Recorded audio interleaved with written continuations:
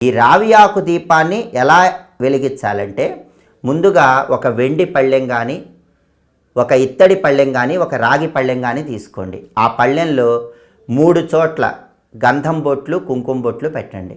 ఆ తర్వాత మచ్చలు లేనటువంటి ఒక రావి ఆకుని తెచ్చుకోండి. రావి ఆకు దీపం పెట్టేటప్పుడు రావి ఆకు మీద ఎలాంటి మచ్చలు ఉండకూడదు. మచ్చలు లేని రావి ఆకు తెచ్చుకొని ఆ రావి ఆకుని శుభ్రంగా నీళ్లతో కడిగి ఆరబెట్టండి.